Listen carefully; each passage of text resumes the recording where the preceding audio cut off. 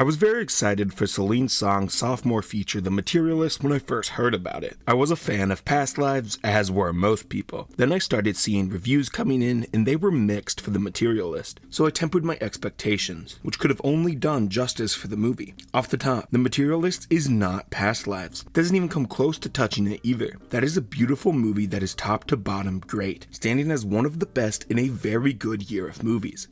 But it's fine. Not every movie needs to be one of the best ever, nor can every movie actually reach that status. I think it's a bit unfair to The Materialist to judge it by those standards purely. I will bring up Past Lives where I feel it is necessary, but I won't be constantly referring back to it. I really like the pieces of this movie. The direction is great. Celine Song proves she wasn't a one trick behind the camera, making a really good movie a second time. The score rules, and the broad ideas in the script are amazing. Lucy coming around and removing herself from matchmaking, which was destructive to her life, was great and a good narrative arc. I thought Dakota Johnson as Lucy was fantastic, maybe my favorite lead actress of the year so far. I have to question whether April Consolado is the lead or not in Cannibal Mukbang, but that doesn't take away from Dakota Johnson, who has a reputation for being a charisma vacuum nepo baby. I've seen the criticism that she acts cold and stiff in this movie, as a reason that she is bad. I can't help but disagree though.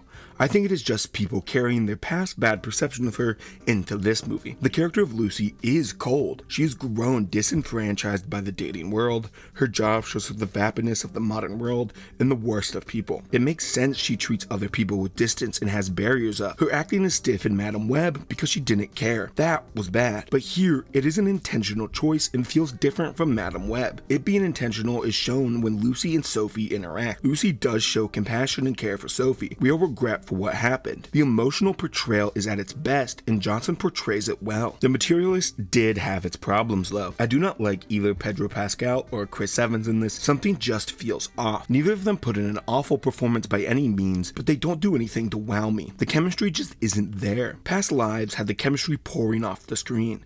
You could feel the reason these people liked each other in universe. But in this movie, neither of the men really seem to feel like they care about Lucy. And as already discussed, Lucy is a cold-hardened character, so she doesn't feel all that into them either. When we hit the end of the movie, Lucy and John are supposed to be warmed up and in love with each other, but not much has changed. Dakota Johnson has lightened up in the final few minutes, but Chris Evans acts the same way he did towards her when they accidentally ran into each other after years of not seeing each other. The two just felt unacquainted, not in love. That's really a problem with the whole movie too. Something about The Materialist is slightly askew and awkward. The scenes feel a fraction too long. The chemistry between the cast is stiff and off-putting. I'm talking about the smallest decisions made in this just don't feel natural. I can't say for certain what makes the movie feel this way, but it seems like there wasn't great communication on set. Departments and actors never had proper lines of communication. There seemed to be something that wasn't one universal vision behind all this. I mentioned the broad ideas of the script being great, and there were some specific lines that really hit home and did their job, but there were also some specific lines that left a lot to be desired. So many little moments just felt kinda lame.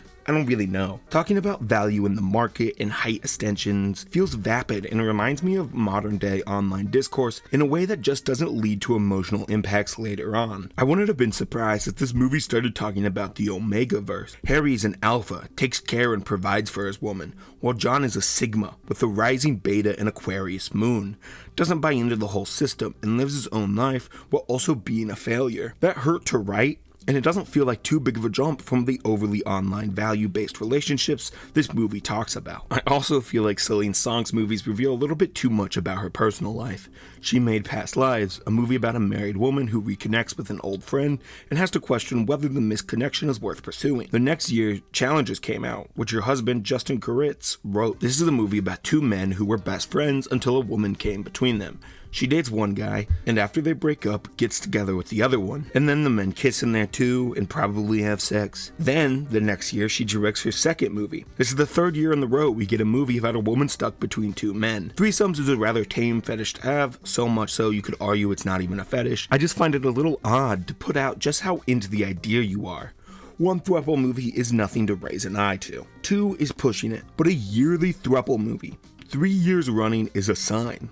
They're basically inviting people to be their third, and I find that a little funny. This might be a bit of a niche comparison, but this movie feels like a poorly cut puzzle. The overall picture looks good and works, but the pieces only kinda fit together.